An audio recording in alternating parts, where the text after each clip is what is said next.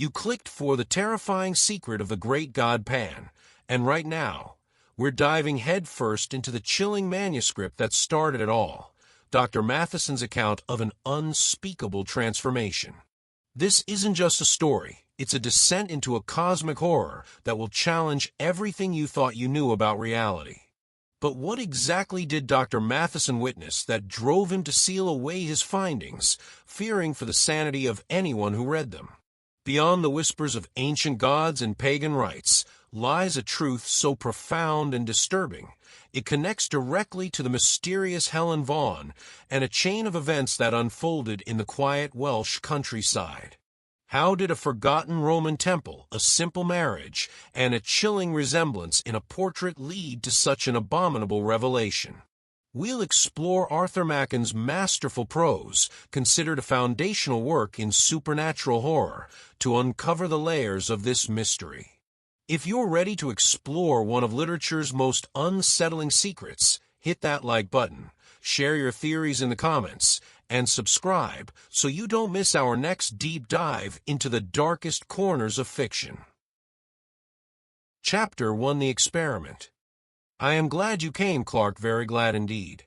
I was not sure you could spare the time. I was able to make arrangements for a few days. Things are not very lively just now. But have you no misgivings, Raymond? Is it absolutely safe? The two men were slowly pacing the terrace in front of Dr. Raymond's house.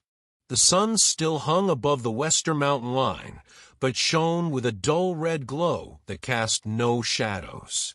The air was quiet. A sweet breath came from the great wood on the hillside above, and with it, at intervals, the soft murmuring call of wild doves. Below, in the long, lovely valley, the river wound between the lonely hills. As the sun hovered and vanished into the west, a faint, pure white mist began to rise from the hills. Dr. Raymond turned sharply to his friend. Safe? Of course it is. In itself, the operation is a perfectly simple one. Any surgeon could do it. And there is no danger at any other stage. None. Absolutely no physical danger whatsoever, I give you my word. You are always timid, Clark, always, but you know my history. I have devoted myself to transcendental medicine for the last 20 years. I have heard myself called quack and charlatan and impostor, but all the while I knew I was on the right path. 5 years ago, I reached the goal, and since then every day has been a preparation for what we shall do tonight. I would like to believe it is all true. Clark knit his brows and looked doubtfully at Dr. Raymond. Are you perfectly sure, Raymond, that your theory is not a phantasmagoria, a splendid vision, certainly, but a mere vision after all? Dr. Raymond stopped in his walk and turned sharply. He was a middle-aged man, gaunt and thin, of a pale yellow complexion.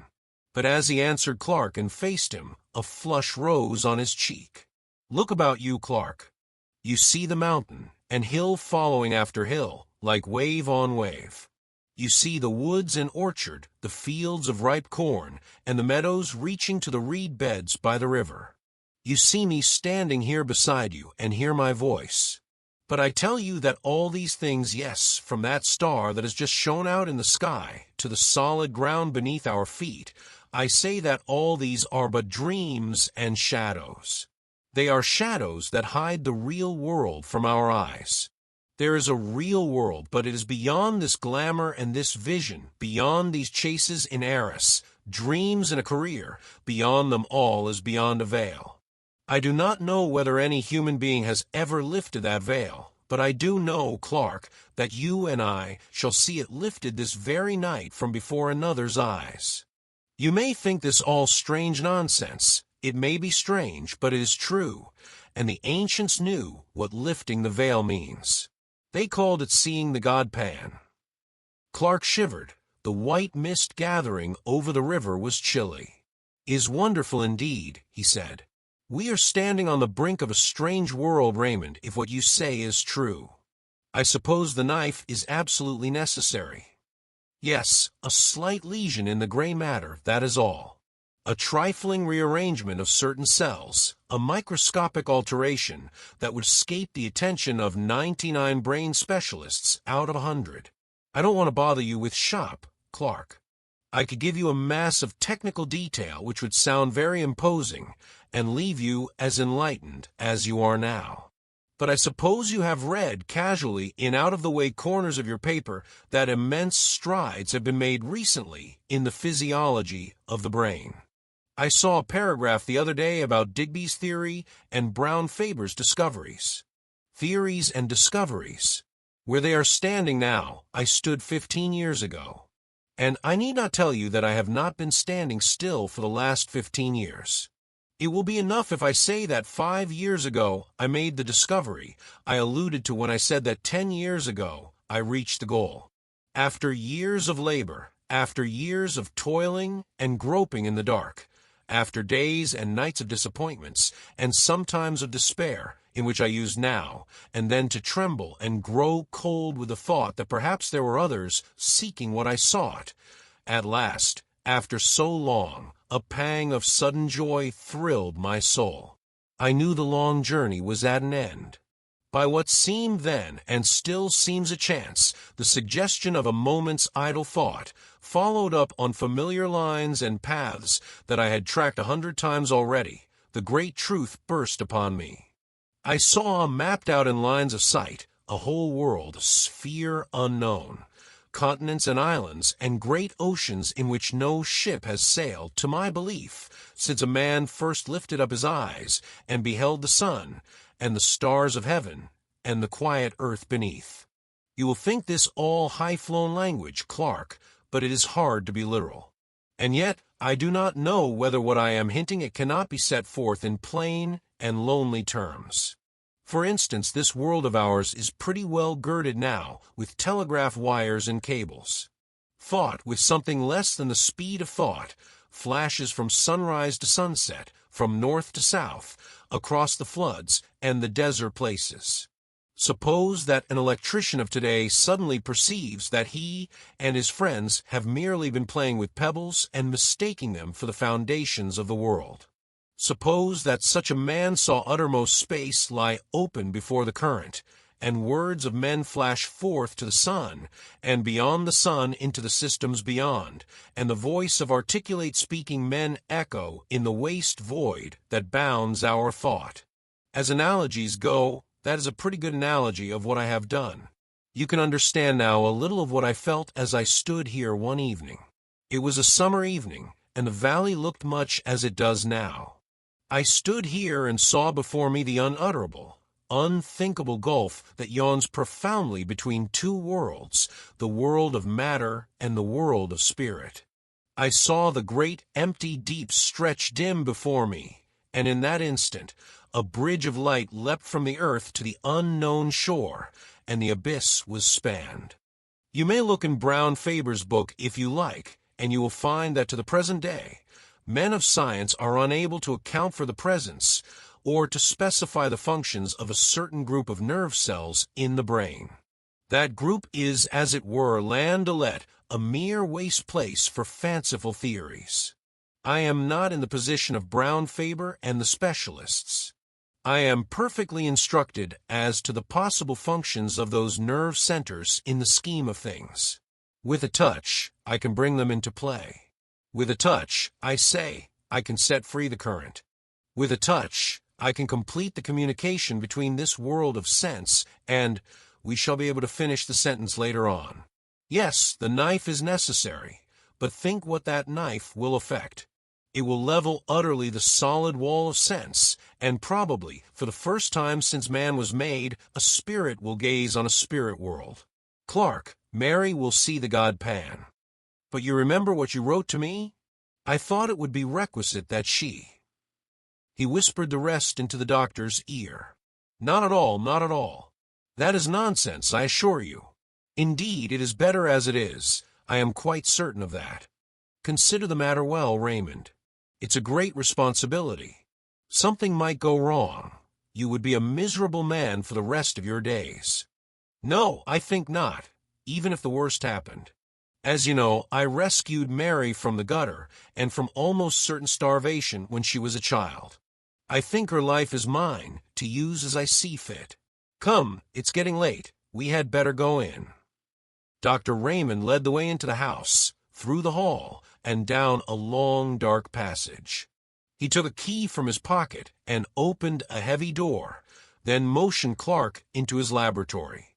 It had once been a billiard room, and was lighted by a glass dome in the center of the ceiling, whence a sad gray light still shone on the doctor as he lit a lamp with a heavy shade and placed it on a table in the middle of the room. Clark looked at him. Scarcely a foot of wall remained bare. Shelves all around were laden with bottles and phials of all shapes and colors. At one end stood a little Chippendale bookcase. Raymond pointed to this. "You see that parchment Oswald Crollius? He was one of the first to show me the way, though I don't think he ever found it himself. That is a strange saying of his.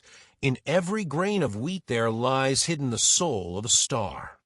There was not much furniture in the laboratory. The table in the center, a stone slab with a drain in one corner, the two armchairs on which Raymond and Clark were sitting. That was all, except an odd-looking chair at the furthest end of the room. Clark looked at it and raised his eyebrows. "Yes, that is the chair," said Raymond. "We may as well place it in position." He got up and wheeled the chair to the light, then began raising and lowering it, letting down the seat, setting the back at various angles, and adjusting the footrest. It looked comfortable enough, and Clark passed his hand over the soft green velvet as the doctor manipulated the levers. "Now, Clark, make yourself quite comfortable. I have a couple hours' work before me. I was obliged to leave certain matters to the last." Raymond went to the stone slab, and Clark watched him drearily as he bent over a row of phials and lit the flame under the crucible. The doctor had a small hand lamp, shaded like the larger one, on a ledge above his apparatus.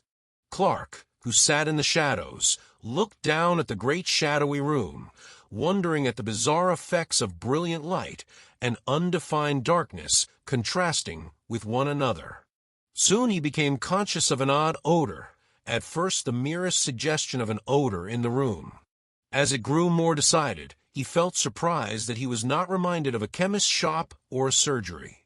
Clark found himself idly endeavoring to analyze the sensation, and half-conscious, he began to think of a day, 15 years ago, that he had spent roaming through the woods and meadows near his own home. It was a burning day at the beginning of August. The heat had dimmed the outlines of all things and all distances with a faint mist. People who observed the thermometer spoke of an abnormal register, of a temperature that was almost tropical. Strangely, that wonderful hot day of the 50s rose up again in Clark's imagination.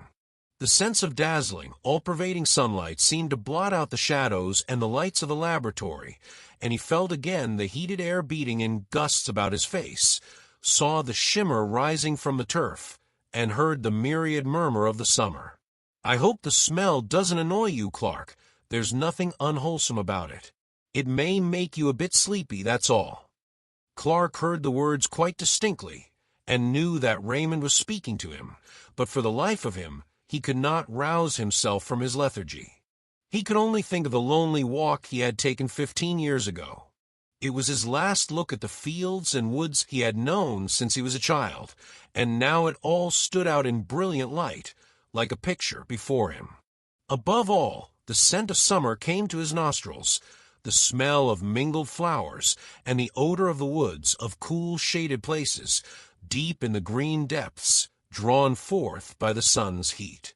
And the scent of the good earth, lying as it were with arms stretched forth, and smiling lips, overpowered all.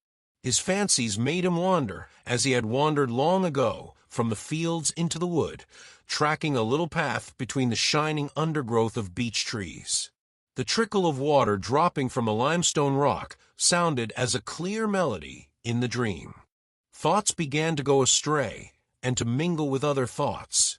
The beach alley was transformed to a path between ilex trees, and here and there a vine climbed from bough to bough, sending up waving tendrils and drooping with purple grapes. The sparse gray-green leaves of a wild olive tree stood out against the dark shadows of the ilex. Clark, in the deep folds of his dream, was conscious that the path from his father's house had led him into an undiscovered country, and he was wondering at the strangeness of it all. Then suddenly, in place of the hum and murmur of the summer, an infinite silence seemed to fall on all things. The wood was hushed, and for a moment in time he stood face to face there with a presence that was neither man nor beast, neither the living nor the dead, but all things mingled, the form of all things, but devoid of all form. And in that moment the sacrament of body and soul was dissolved, and a voice seemed to cry, "Let us go hence." And then the darkness of darkness beyond the stars, the darkness of everlasting. When Clark woke up with a start, he saw Raymond pouring a few drops of some oily fluid into a green phial, which he stopped tightly. "You have been dozing," he said. "The journey must have tired you out. It is done now. I am going to fetch Mary. I shall be back in 10 minutes. Clark lay back in his chair and wondered. It seemed as if he had but passed from one dream into another. He half expected to see the walls of the laboratory melt and disappear, and to awake in London, shuddering at his own sleeping fancies. But at last the door opened, and the doctor returned, and behind him came a girl of about 17, dressed all in white. She was so beautiful that Clark did not wonder at what the doctor had written to him. She was blushing now over face and neck and arms, but Raymond seemed unmoved. "Mary," he said, "the time has come. You are quite free. Are you willing to trust yourself to me entirely?" "Yes, dear." "Do you hear that, Clark? You are my witness. Here is the chair, Mary. It is quite easy. Just sit in it and lean back. Are you ready?" "Yes, dear, quite ready. Give me a kiss before you begin." The doctor stooped and kissed her mouth, kindly enough. "Now shut your eyes," he said. The girl closed her eyelids, as if she were tired and longed for sleep, and Raymond placed the green phial to her nostrils. Her face grew white, whiter than her dress. She struggled faintly, and then, with the feeling of submission strong within her, crossed her arms upon her breast like a little child about to say her prayers. The bright light of the lamp fell full upon her, and Clark watched changes fleeting over her face as the changes of the hills when the summer clouds floated across the sun. And then she lay all white and still, and the doctor turned up one of her eyelids. She was quite unconscious. Raymond pressed hard on one of the levers, and the chair instantly sank back. Clark saw him cutting away a circle, like a tonsure, from her hair, and the lamp was moved nearer. Raymond took a small, glittering instrument from a little case, and Clark turned away, shudderingly. When he looked again, the doctor was binding up the wound he had made. "She will awake in 5 minutes." Raymond was still perfectly cool. "There is nothing more to be done. We can only wait." The minutes passed slowly. They could hear a slow, heavy ticking. There was an old clock in the passage. Clark felt sick and faint. His knees shook beneath him. He could hardly stand. Suddenly, as they watched, they heard a long-drawn sigh. The color that had vanished suddenly returned to the girl's cheeks, and suddenly her eyes opened. Clark quailed before them. They shone with an awful light, looking far away, and a great wonder fell upon her face. Her hands stretched out as if to touch what was invisible, but in an instant the wonder faded, and gave place to the most awful terror. The muscles of her face were hideously convulsed. She shook from head to foot. Her soul seemed struggling and shuddering within the house of flesh. It was a horrible sight, and Clark rushed forward as she fell shrieking to the floor. 3 days later Raymond took Clark to Mary's bedside. She was lying wide awake, rolling her head from side to side and grinning vacantly. "Yes," said the doctor, still quite cool, "is a great pity. she is a hopeless idiot. However, it could not be helped, and after all, she has seen the great god Pan. Chapter 2 Clarke's Memoirs. Mr. Clarke, the gentleman Dr. Raymond chose to witness the strange experiment of the god Pan, was a person in whom caution and curiosity were oddly mingled. In his sober moments, he thought of the unusual and eccentric with undisguised aversion. Yet, deep in his heart, he harbored a wide-eyed inquisitiveness regarding all the more obscure and esoteric elements in human nature. This latter tendency prevailed when he accepted Raymond's invitation. Though his considered judgment had always repudiated the doctor's theories as the wildest nonsense, he secretly believed in fantasy and would have rejoiced to see that belief confirmed. The horrors he witnessed in the dreary laboratory were, to a certain extent, salutary. He was conscious of being involved in an affair not altogether reputable. For many years afterward, he bravely clung to the commonplace and rejected all opportunities for occult investigation. Indeed, on some homeopathic principle, he for some time attended the séances of distinguished mediums, hoping their clumsy tricks would make him utterly disgusted with mysticism of every kind. But the remedy, though caustic, was not effective. Clarke knew he still longed for the unseen. Little by little, the old passion began to reassert itself as Mary's face, shuddering and convulsed with an unknown terror, faded slowly from his memory. Occupied all day in pursuits both serious and lucrative, the temptation to relax in the evening was too great, especially in the winter months. Then, the fire cast a warm glow over his snug bachelor apartment, and a bottle of some choice claret stood ready by his elbow. After dinner, he would make a brief pretense of reading the evening paper, but the mere catalogue of news soon palled upon him. Clarke would then find himself casting glances of warm desire toward an old Japanese bureau, which stood at a pleasant distance from the hearth. Like a boy before a jam closet, for a few minutes he would hover indecisive, but desire always prevailed. Clarke ended by drawing up his chair, lighting a candle, and sitting down before the bureau. Its pigeonholes and drawers teemed with documents on the most morbid subjects. In its well reposed a large manuscript volume, in which he had painstakingly entered the gems of his collection. Clarke had a fine contempt for published literature. The most ghostly story ceased to interest him if it happened to be printed. His sole pleasure was in reading, compiling, and rearranging what he called his memoirs to prove the existence of the devil. Engaged in this pursuit, the evening seemed to fly, and the night appeared too short. On one particular evening, an ugly December night, black with fog and raw with frost, Clarke hurried over his dinner. He scarcely deigned to observe his customary ritual of taking up the paper and laying it down again. He paced 2 or 3 times up and down the room, opened the bureau, stood still a moment, and sat down. He leaned back, absorbed in one of those dreams to which he was subject. At length, he drew out his book and opened it at the last entry.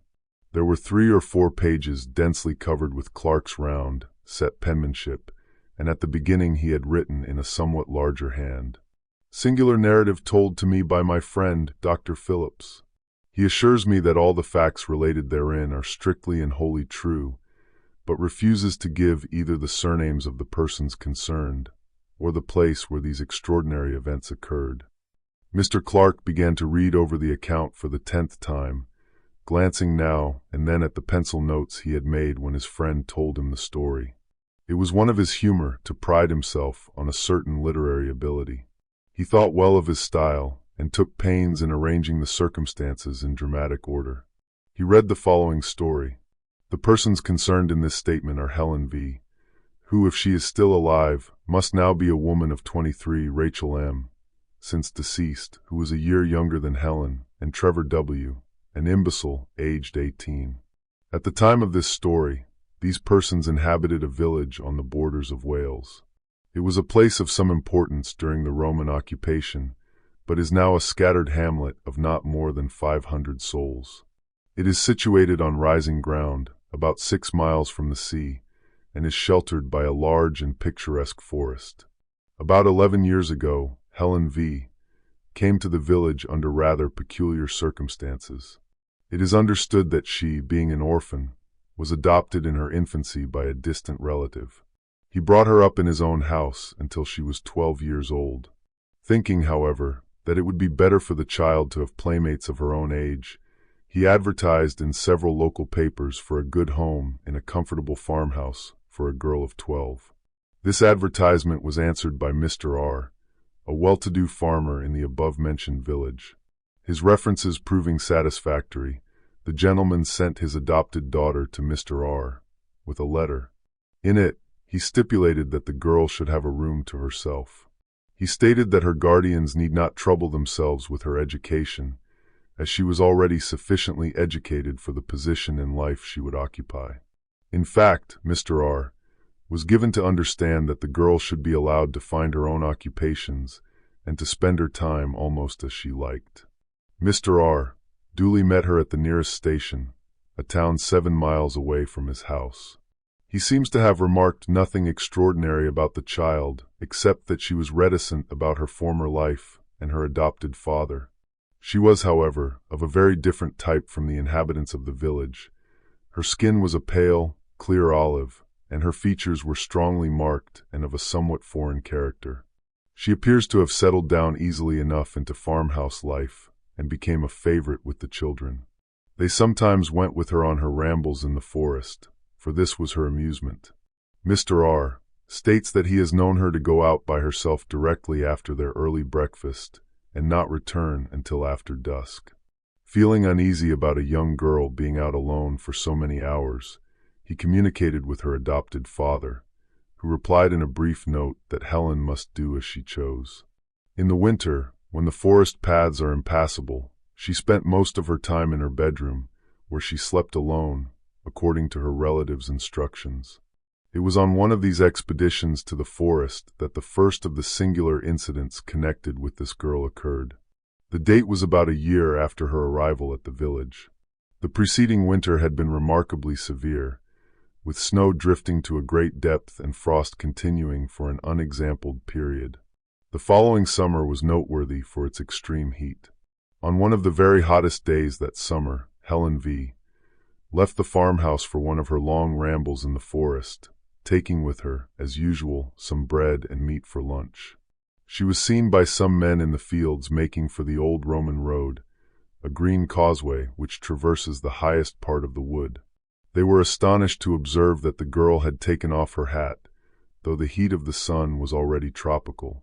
As it happened, a laborer, Joseph W., by name, was working in the forest near the Roman road.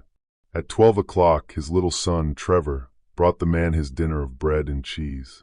After the meal, the boy, who was about 7 years old at the time, left his father at work and, as he said, went to look for flowers in the woods.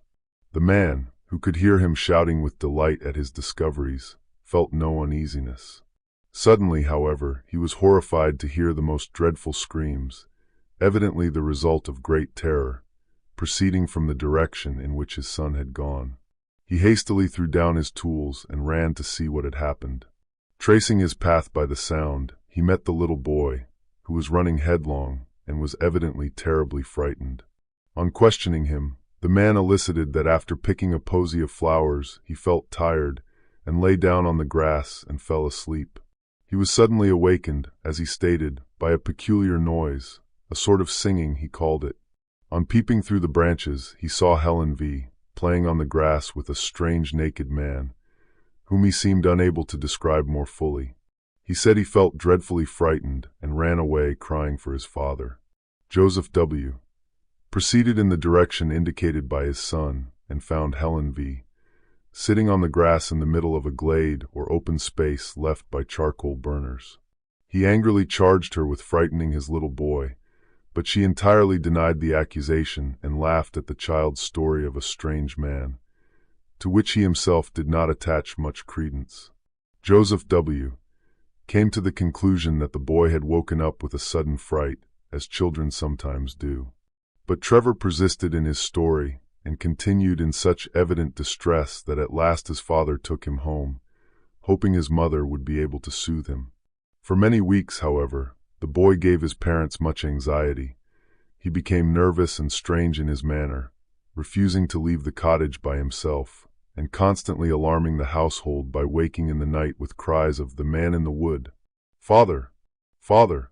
In course of time, however, the impression seemed to have worn off.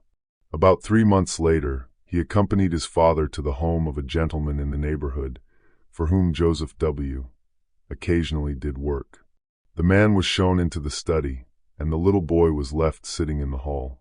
A few minutes later, while the gentleman was giving W. his instructions, they were both horrified by a piercing shriek and the sound of a fall. Rushing out, they found the child lying senseless on the floor, his face contorted with terror. The doctor was immediately summoned, and after some examination, he pronounced the child to be suffering from a kind of fit, apparently produced by a sudden shock.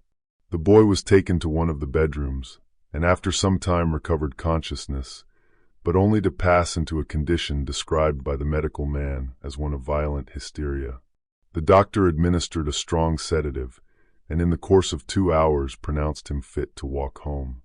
But in passing through the hall, the paroxysms of fright returned with additional violence. The father perceived that the child was pointing at some object and heard the old cry, "The man in the wood!" Looking in the direction indicated, he saw a stone head of grotesque appearance, which had been built into the wall above one of the doors. It seems the owner of the house had recently made alterations to his premises. On digging the foundations for some offices, the men had found a curious head, evidently of the Roman period, which had been placed in the manner described. The most experienced archaeologists of the district pronounce the head to be that of a faun or satyr. Dr. Phillips tells me that he has seen the head in question, and assures me that he has never received such a vivid presentment of intense evil. From whatever cause arising, this second shock seemed too severe for the boy Trevor. At present, he suffers from a weakness of intellect, which gives but little promise of amending. The matter caused a good deal of sensation at the time, and the girl Helen was closely questioned by Mr. R., but to no purpose. She steadfastly denied that she had frightened or in any way molested Trevor. The second event with which this girl's name is connected took place about 6 years ago and is of a still more extraordinary character. At the beginning of the summer of 1882, Helen contracted a friendship of a peculiarly intimate character with Rachel M., the daughter of a prosperous farmer in the neighborhood. This girl, who was a year younger than Helen, was considered by most people to be the prettier of the two, though Helen's features had to a great extent softened as she became older. The two girls, who were together on every available opportunity, presented a singular contrast, one with her clear, olive skin and almost Italian appearance, and the other of the proverbial red and white of our rural districts. It must be stated that the payments made to Mr. R. for Helen's maintenance were known in the village for their excessive liberality. The impression was general that she would one day inherit a large sum of money from her relative. Rachel's parents were therefore not averse to their daughter's friendship with the girl, and even encouraged the intimacy, though they now bitterly regret having done so. Helen still retained her extraordinary fondness for the forest. On several occasions, Rachel accompanied her, the two friends setting out early in the morning and remaining in the woods until dusk. Once or twice after these excursions, Mrs. M. thought her daughter's manner rather peculiar. She seemed languid and dreamy, and as it has been expressed, different from herself. But these peculiarities seem to have been thought too trifling for remark. One evening, however, after Rachel had come home, her mother heard a noise which sounded like suppressed weeping in the girl's room. On going in, she found her lying, half undressed, upon the bed, evidently in the greatest distress. As soon as she saw her mother, she exclaimed, "Ah, mother, mother, why did you let me go to the forest with Helen?" Mrs. M. was astonished at such a strange question and proceeded to make inquiries. Rachel told her a wild story. She said, Clark closed the book with a snap and turned his chair towards the fire. When his friend sat one evening in that very chair and told his story, Clark had interrupted him at a point a little subsequent to this, had cut short his words in a paroxysm of horror. "My God," he had exclaimed, think what you are saying. It is too incredible, too monstrous. Such things can never be in this quiet world. where men and women live and die and struggle and conquer, or maybe fail, and fall down under sorrow, and grieve and suffer strange fortunes for many a year. But not this, Phillips, not such things as this. There must be some explanation, some way out of the terror. Why, man, if such a case were possible, our Earth would be a nightmare. But Phillips had told his story to the end, concluding, "Her flight remains a mystery to this day. She vanished in broad sunlight.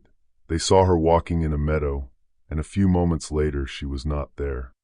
Clark tried to conceive the thing again as he sat by the fire, and again his mind shuddered and shrank back, appalled before the sight of such awful, unspeakable elements enthroned, as it were, and triumphant in human flesh.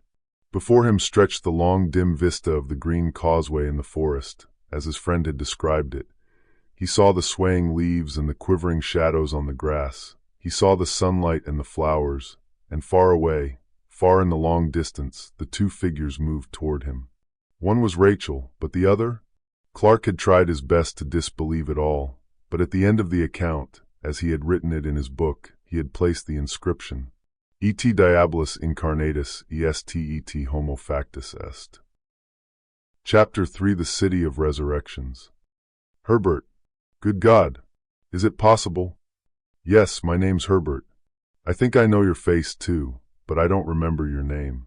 My memory is very queer. Don't you remember the Villiers of Wadham? So it is, so it is. I beg your pardon, Villiers. I didn't think I was begging for an old college friend. Good night. My dear fellow, this haste is unnecessary. My rooms are close by, but we won't go there just yet. Suppose we walk up Shaftesbury Avenue a little way.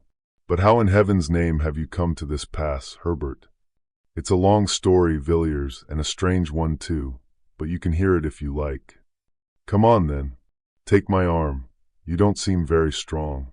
The ill-assorted pair moved slowly up Rupert Street. One was in dirty, evil-looking rags. The other was dressed in the regulation uniform of a man about town, trim, glossy, and eminently well-to-do. Villiers had emerged from his restaurant after an excellent dinner of many courses, assisted by an ingratiating little flask of Chianti.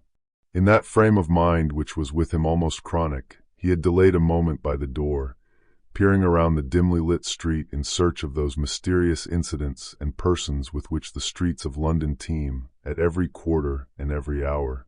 Villiers prided himself as a practiced explorer of such obscure mazes and byways of London life. In this unprofitable pursuit, he displayed an assiduity that was worthy of more serious employment.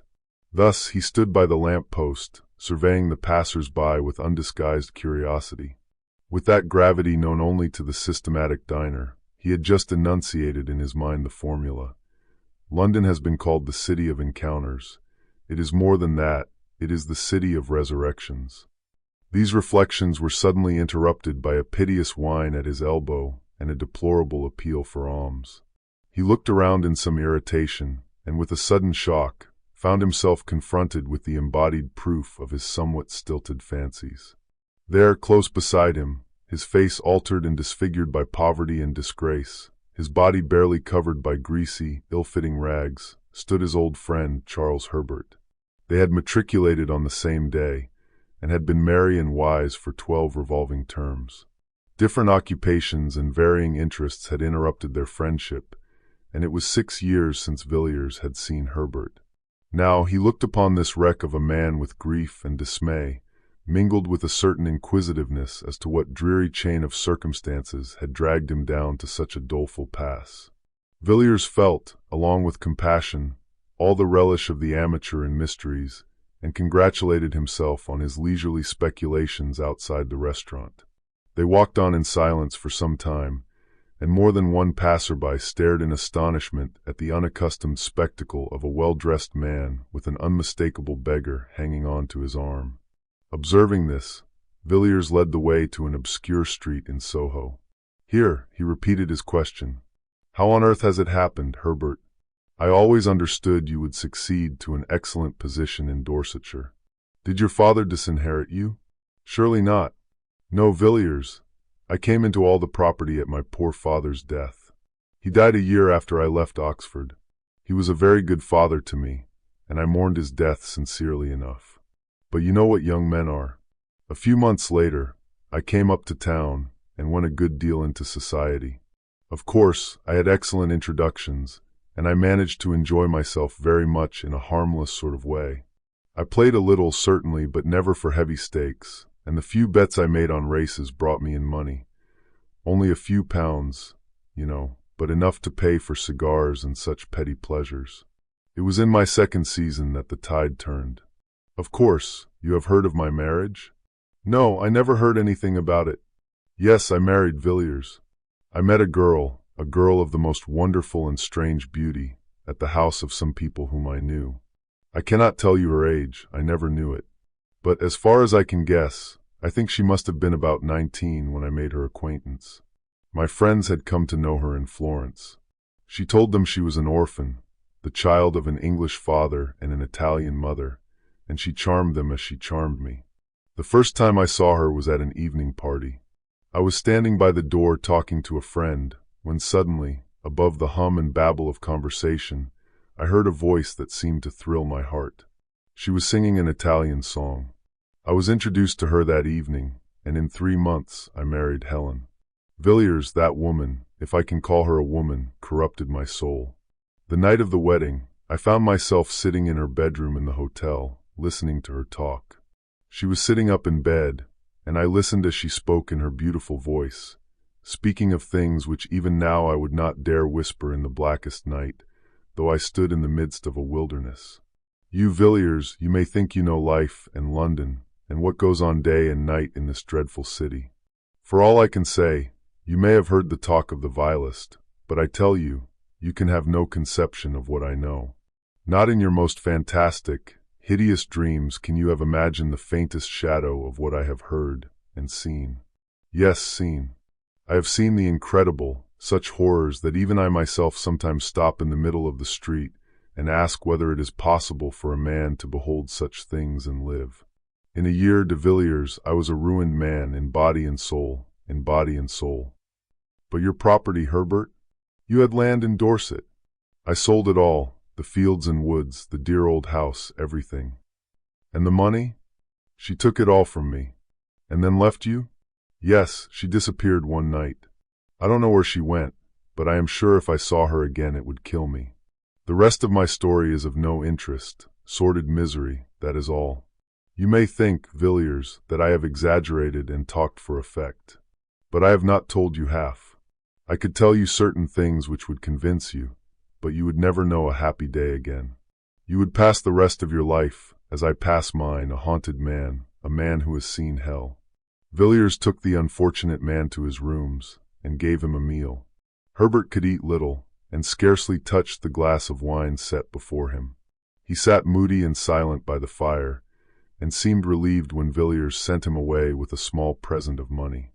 "By the way, Herbert," said Villiers as they parted at the door, "what was your wife's name? You said Helen, I think." "Helen what?"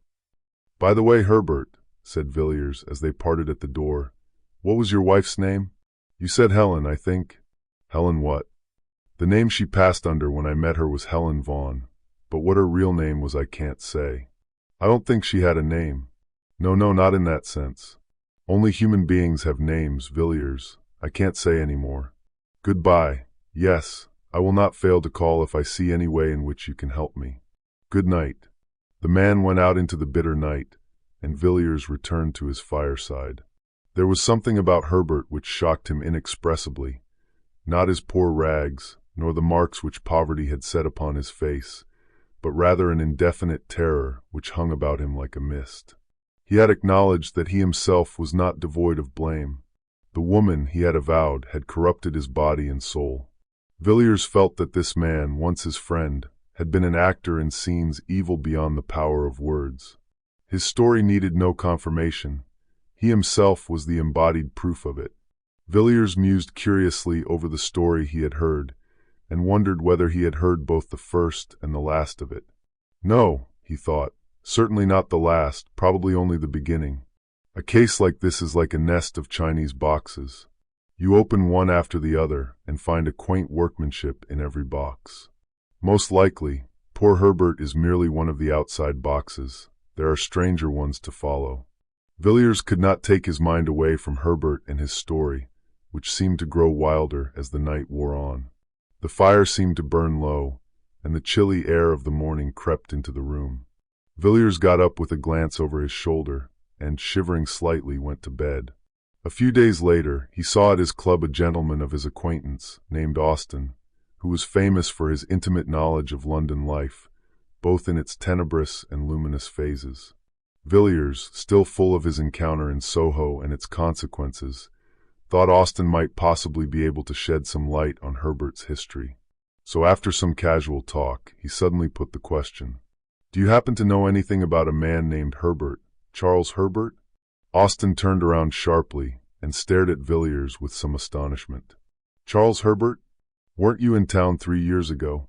"No." "Then you have not heard of the Paul Street case?" "It caused a good deal of sensation at the time." "What was the case?"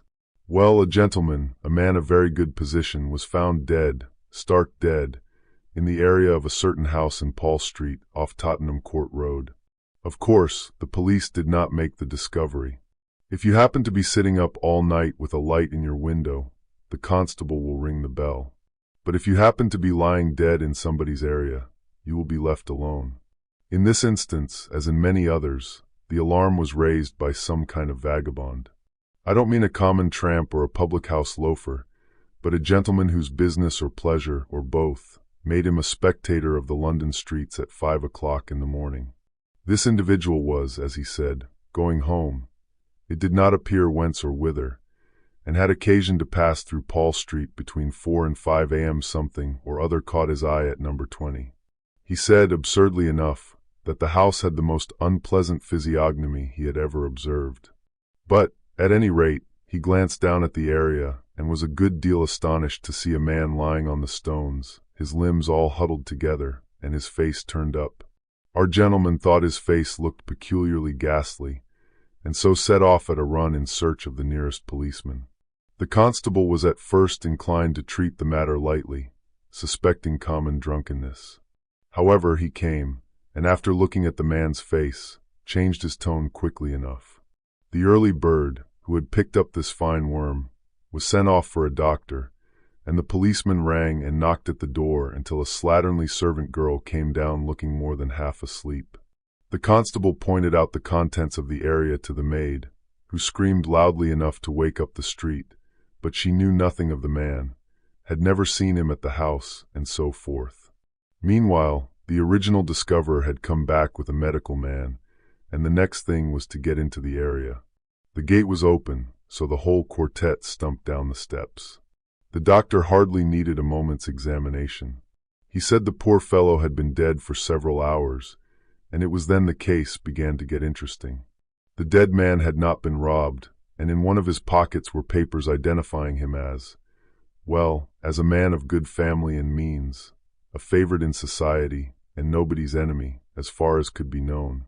I don't give his name, Villiers, because it has nothing to do with the story, and because it's no good raking up these affairs about the dead when there are no relatives living. The next curious point was that the medical men couldn't agree as to how he met his death.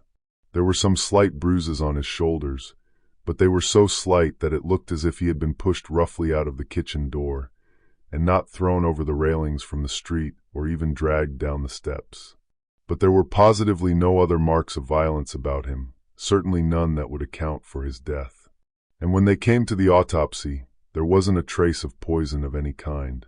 Of course, the police wanted to know all about the people at number 20, and here again, so I have heard from private sources, one or two other very curious points came out. It appears that the occupants of the house were a Mr. and Mrs. Charles Herbert. He was said to be a landed proprietor, though it struck most people that Paul Street was not exactly the place to look for country gentry. As for Mrs. Herbert, nobody seemed to know who or what she was, and between ourselves, I fancy the divers after her history found themselves in rather strange waters. Of course, they both denied knowing anything about the deceased, and in default of any evidence against them, they were discharged. But some very odd things came out about them. Though it was between 5 and 6 in the morning when the dead man was removed, a large crowd had gathered, and several of the neighbors ran to see what was going on. They were pretty free with their comments, by all accounts, and from these, it appeared that number 20 was in very bad odor in Paul Street. The detectives tried to trace down these rumors to some solid foundation of fact, but could not get hold of anything. People shook their heads and raised their eyebrows and thought the Herberts rather queer, would rather not be seen going into their house, and so on, but there was nothing tangible. The authorities were morally certain the man met his death in some way or another in the house and was thrown out by the kitchen door, but they couldn't prove it, and the absence of any indications of violence or poisoning left them helpless. An odd case, wasn't it? But curiously enough, there's something more that I haven't told you. I happen to know one of the doctors who was consulted as to the cause of death, and some time after the inquest, I met him and asked him about it. "Do you really mean to tell me," I said, "that you were baffled by the case, that you actually don't know what the man died of?" "Pardon me," he replied. "I know perfectly well what caused death. Blank died of fright, of sheer, awful terror.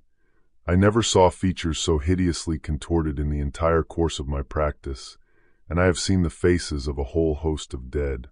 The doctor was usually a cool customer, and a certain vehemence in his manner struck me, but I couldn't get anything more out of him. I suppose the Treasury didn't see their way to prosecuting the Herberts for frightening a man to death. At any rate, nothing was done, and the case dropped out of men's minds. "Do you happen to know anything about Herbert?" "Well," replied Villiers, "he was an old college friend of mine." "You don't say so? Have you ever seen his wife?" "No, I haven't. I have lost sight of Herbert for many years." "It's queer, isn't it, parting with a man at the college gate or at Paddington, seeing nothing of him for years, and then finding him pop up his head in such an odd place.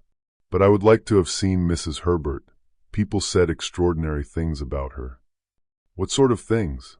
"Well, I hardly know how to tell you. Everyone who saw her at the police court said she was at once the most beautiful woman and the most repulsive they had ever set eyes on. I have spoken to a man who saw her, and I assure you, he positively shuddered as he tried to describe the woman, but he couldn't tell why. She seems to have been a sort of enigma, and I expect if that one dead man could have told tales, he would have told some uncommonly queer ones. And there you are again in another puzzle. What could a respectable country gentleman like Mr. Blank, we'll call him that if you don't mind, want in such a very queer house as number 20? It's altogether a very odd case, isn't it?" "It is indeed, Austin, an extraordinary case. I didn't think, when I asked you about my old friend, I should strike on such strange metal. Well, I must be off, good day." Villiers went away, thinking of his own conceit of the Chinese boxes. Here was quaint workmanship indeed. Chapter for the discovery in Paul Street. "Oh, by the way," said Villiers, with a last glance at the fire, "there's one more thing. This Austin, you know, the man who told me all about the Paul Street affair, was talking to me again about it the other day. He tells me he met that doctor, the man who was consulted about the death of Mr. Blank. Austin asked him again what the poor fellow died of, and he says the doctor told him he died of sheer fright, and that he had never seen such a distortion of the features. Austin said he really couldn't make it out. It seems so odd, and it occurred to me, Clark, that the case might interest your friend, Dr. Raymond. Do you think he would care to hear about it?" "Yes, Villiers," said Clark, speaking very slowly. "I have no doubt that he would be very much interested indeed. I will make a point of telling him the story you have related to me. And now I must really wish you good night." Villiers went out into the darkness, and Clark returned to the fireplace. He sat down and covered his face with his hands, and so remained for a long time, not moving, not stirring, in the midst of the silence and the gloom. He was meditating on a great horror, and his soul sickened within him as he thought. The very foundations of the world seemed to be loosened, and he looked forth into the night, and all was a formless void, and there was a whisper in his ear that said, "The world is not what you think it is." At last, with a gesture of despair, he rose from his chair, and going to the bureau, unlocked it, and drew forth the manuscript. He turned over the pages with a trembling hand, reading here and there a word, a line, a sentence. He saw again the long, lovely valley, the river winding between the hills, the meadows and the cornfields, the dull red sun, and the cold white mist rising from the water. He heard again the voice speaking to him across the waves of many years, and saying, "Clark, Mary will see the god Pan." And then he was standing in the grim room beside the doctor, listening to the heavy ticking of the clock, waiting and watching the figure lying on the green chair beneath the lamplight. Mary rose up, and he looked into her eyes, and his heart grew cold within him. He flung the manuscript down upon the table, and going to the window, threw it open. He leaned out and gazed into the dark night, where the stars shone with a cold, clear light. The air was fresh and sweet, and he felt a little relieved. But the relief was only for a moment. He turned back into the room, and going to the table, picked up the manuscript again. He glanced at the last page and read the words, "Mary will see the god Pan." Clark groaned aloud. He took up the drawing of Helen Vaughan and looked at it again. The more he looked at it, the more he felt the horror of it. It was not Mary's face, but it was Mary's face. It was the face of a woman, but it was the face of a demon. It was the face of Helen Vaughan, but it was the face of the great god Pan. He shuddered and flung the drawing down upon the table. He took up the manuscript again, and with a desperate effort, he forced himself to read on. He read of the experiments, of the strange visions, of the terrible awakening, and of the awful fate of Mary. He read it all, and when he had finished, he sat for a long time, staring into the fire, his face ashen, his hands trembling. He knew now what he had to do. He rose from his chair, and going to the bureau, he unlocked it, and took out a small, old-fashioned pistol. He loaded it, and then, with a last look at the manuscript and the drawing of Helen Vaughan, he put the pistol to his head and fired. Chapter 5: The Letter of Advice. "Do you know Austin?" Villiers asked, as the two friends strolled along Piccadilly one pleasant May morning. "I'm convinced that what you told me about Paul Street and the Herberts is just one part of an extraordinary story. I confess, when I asked you about Herbert a few months ago, I had just seen him." "You had seen him? Where?" "He begged from me in the street one night. He was in a pitiable state, but I recognized him. I got him to tell me his story, at least an outline of it. In short, he'd been ruined by his wife." "In what way?" "He wouldn't say, only that she had destroyed him, body and soul. The man is dead now." "And what became of his wife?" "Ah, that's what I'd like to know, and I mean to find her. I know a man named Clark, a dry fellow, a man of business, but shrewd enough. Not just in the business sense, but someone who really understands people and life."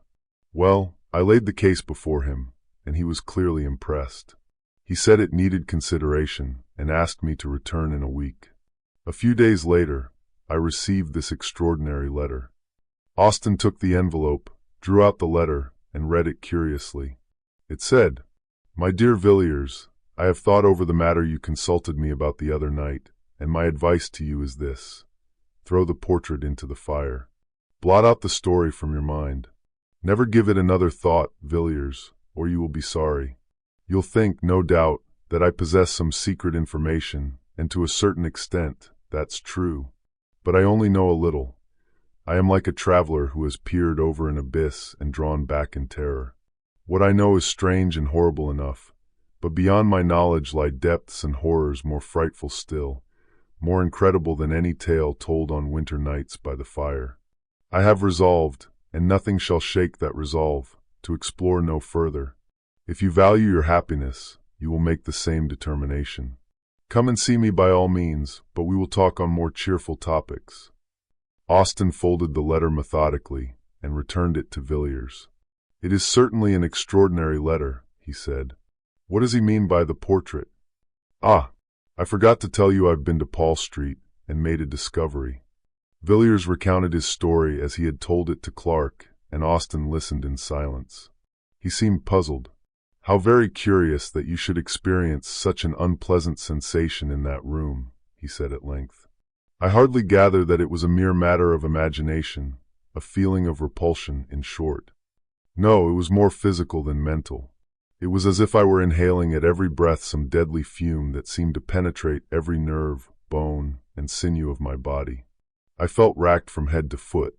My eyes began to grow dim. It was like the entrance of death. Yes, yes, very strange, certainly. You see, your friend confesses there's a very dark story connected with this woman. Did you notice any particular emotion in him when you were telling your tale? Yes, I did. He became very faint, but he assured me it was a mere passing attack he was subject to.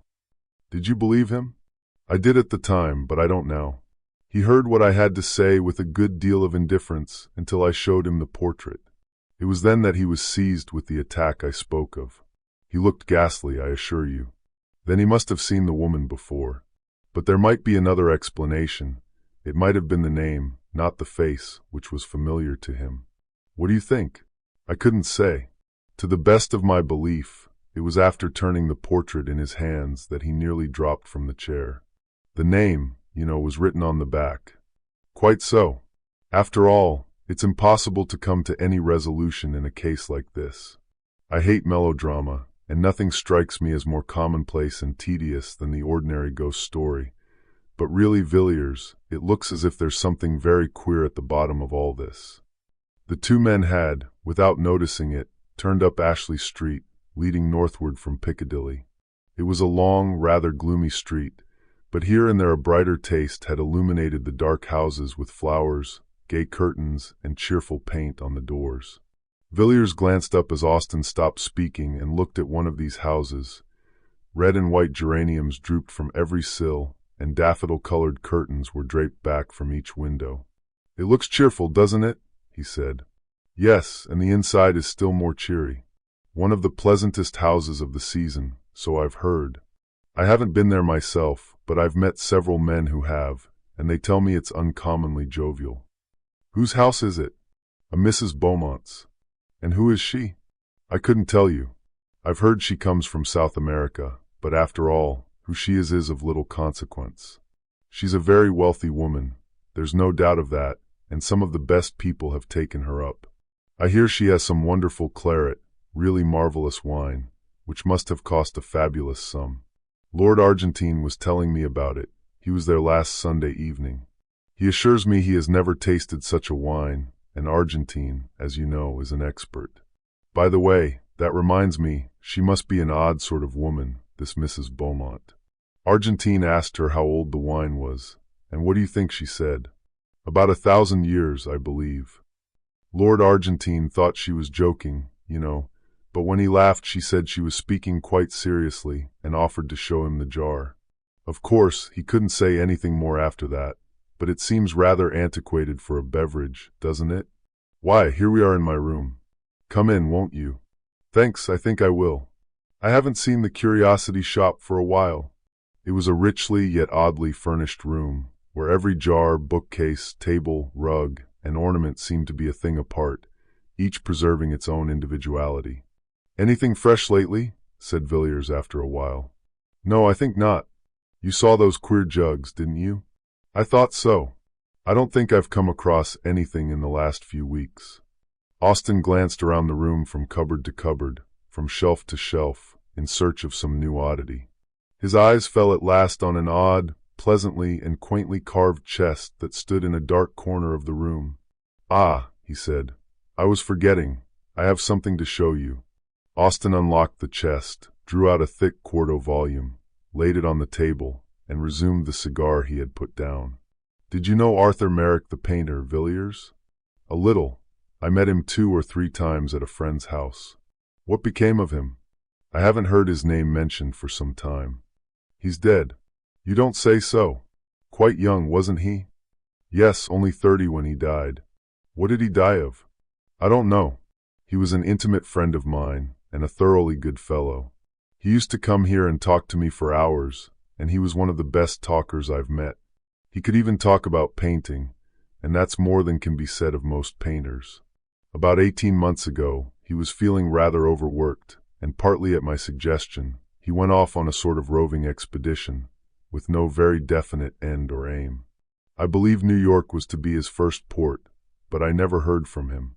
3 months ago, I got this book, with a very civil letter from an English doctor practicing in Buenos Aires, stating that he had attended the late Mr. Merrick during his illness, and that the deceased had expressed an earnest wish that the enclosed packet should be sent to me after his death. That was all. And haven't you written for further particulars? I've been thinking of doing so. You'd advise me to write to the doctor? Certainly. And what about the book? It was sealed up when I got it. I don't think the doctor had seen it. Is it something very rare? Merrick was a collector, perhaps. No, I think not, hardly a collector. Now, what do you think of these Ainu jugs? They are peculiar, but I like them. But aren't you going to show me poor Merrick's legacy? Yes, to be sure. The fact is, it's rather a peculiar sort of thing, and I haven't shown it to anyone. I wouldn't say anything about it if I were you. There it is. Villiers took the book and opened it at haphazard. It isn't a printed volume, then? He said. No. It is a collection of drawings in black and white by my poor friend Merrick. Villiers turned to the first page. It was blank. The second bore a brief inscription, which he read. Silit per diem universis, nec sine horror secretus est, lucet nocturnus ignibus, chorus Egyptianum undic personator, audiunter et cantus tiburum, et tinnitus cymbalorum per orum meridimum. On the third page was a design that made Villiers start and look up at Austin. He was gazing abstractedly out of the window. Villiers turned page after page, absorbed, in spite of himself, in the frightful Walpurgis night of evil, strange monstrous evil, that the dead artist had set forth in hard black and white. Figures of fauns and satyrs and Aegipans danced before his eyes.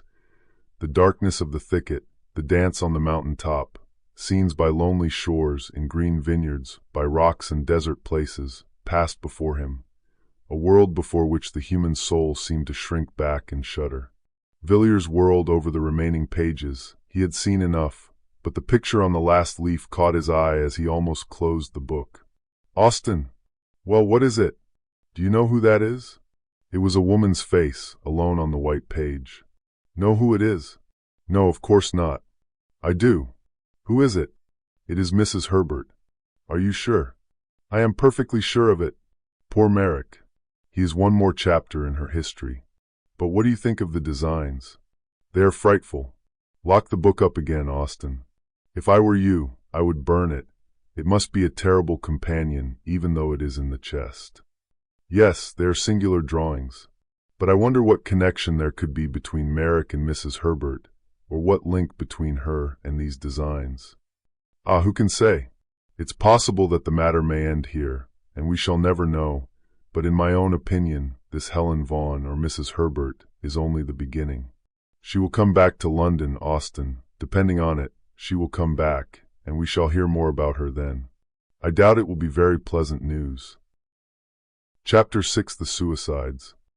Lord Argentine was a great favorite in London society. At 20, he had been a poor man, bearing the surname of an illustrious family, but forced to earn a living as best he could. The most speculative of moneylenders would not have entrusted him with £50 on the chance of ever exchanging his name for a title or his poverty for a great fortune. His father had been close enough to the fountain of good things to secure one of the family livings, but the son, even if he had taken orders, would scarcely have obtained so much. Moreover, he felt no calling for an ecclesiastical life. Thus, he faced the world with no better armor than a bachelor's gown and the wits of a younger son's grandson. With this equipment, he somehow managed to make a very tolerable fight of it.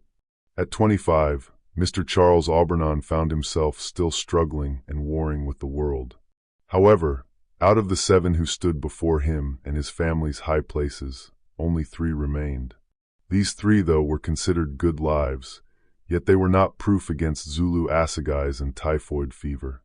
So one morning, Aubernon woke up to find himself Lord Argentine, a man of 30 who had faced life's difficulties and conquered them. The situation amused him immensely, and he resolved that riches should be as pleasant to him as poverty had always been. After some consideration, Argentine concluded that dining, viewed as a fine art, was perhaps the most amusing pursuit open to fallen humanity. Thus, his dinners became famous in London, and an invitation to his table was coveted. After 10 years of lordship and dinners, Argentine still refused to be jaded. He persisted in enjoying life. By a kind of infection, he became recognized as a source of joy in others. In short, as the best of company. His sudden and tragic death therefore caused a wide and deep sensation. People could scarcely believe it, even with the newspaper before their eyes and the cry of mysterious death of a nobleman ringing up from the street. But there it was, the brief paragraph. Lord Argentine was found dead this morning by his valet under distressing circumstances. It is stated that there can be no doubt that his lordship committed suicide, though no motive can be assigned for the act. The deceased nobleman was widely known in society, and much liked for his genial manner and sumptuous hospitality. He is succeeded by, etc., etc. Slowly, the details came to light, but the case remained a mystery. The chief witness at the inquest was the deceased's valet, who said that the night before his death, Lord Argentine had dined with a lady of good position, whose name was suppressed in the newspaper reports. At about 11 o'clock, Lord Argentine had returned and informed his man that he would not require his services until the next morning. A little later, the valet had occasion to cross the hall and was somewhat astonished to see his master quietly letting himself out at the front door. He had taken off his evening clothes and was dressed in a Norfolk coat and knickerbockers, and wore a low brown hat. The valet had no reason to suppose that Lord Argentine had seen him, and though his master rarely kept late hours, he thought little of the occurrence until the next morning. When he knocked at the bedroom door at 8:45 as usual, he received no answer. After knocking 2 or 3 times, he entered the room and saw Lord Argentine's body leaning forward at an angle from the bottom of the bed. He found that his master had tied a cord securely to one of the short bedposts, and after making a running noose and slipping it around his neck, the unfortunate man must have resolutely fallen forward, to die by slow strangulation. He was dressed in the light suit in which the valet had seen him go out, and the doctor who was summoned pronounced that life had been extinct for more than 4 hours. All papers, letters, and so forth seemed in perfect order, and nothing was discovered which pointed in the most remote way to any scandal, either great or small. Here the evidence ended. Nothing more could be discovered. Several persons had been present at the dinner party at which Lord Argentine had assisted, and to all these he seemed in his usual genial spirits. The valet, indeed, said he thought his master appeared a little excited when he came home, but confessed that the alteration in his manner was very slight, hardly noticeable indeed. It seemed hopeless to seek for any clue, and the suggestion that Lord Argentine had been suddenly attacked by acute suicidal mania was generally accepted. It was otherwise, however, when within 3 weeks, 3 more gentlemen, one of them a nobleman, and the 2 others men of good position and ample means, perished miserably in almost precisely the same manner. Lord Swanley was found one morning in his dressing-room, hanging from a peg affixed to the wall. Mr. Collier Stewart and Mr. Harries had chosen to die as Lord Argentine. There was no explanation in either case. A few bald facts, a living man in the evening, and a body with a black, swollen face in the morning. The police had been forced to confess themselves powerless to arrest or explain the sordid murders of Whitechapel. But before the horrible suicides of Piccadilly and Mayfair, they were dumbfounded. For not even the mere ferocity which served as an explanation for the crimes of the East End could be of service in the West. Each of these men who had resolved to die a tortured, shameful death was rich, prosperous, and to all appearances in love with the world. Not the acutest research could ferret out any shadow of a lurking motive in either case. There was horror in the air, and men looked at one another's faces when they met, each wondering whether the other was to be the victim of the 5th nameless tragedy. Journalists sought in vain through their scrapbooks for materials to concoct reminiscent articles, and the morning paper was unfolded in many a house with a feeling of awe. No man knew when or where the next blow would strike. A short while after the last of these terrible events, Austen came to see Mr. Villiers. He was curious to know whether Villiers had succeeded in discovering any fresh traces of Mrs. Herbert, either through Clarke or by other sources, and he asked the question soon after he had sat down.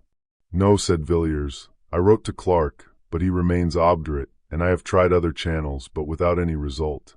I can't find out what became of Helen Vaughan after she left Paul Street, but I think she must have gone abroad. But to tell the truth, Austen, I haven't paid much attention to the matter for the last few weeks. I knew poor Harry's intimately, and his terrible death has been a great shock to me, a great shock. Quite so.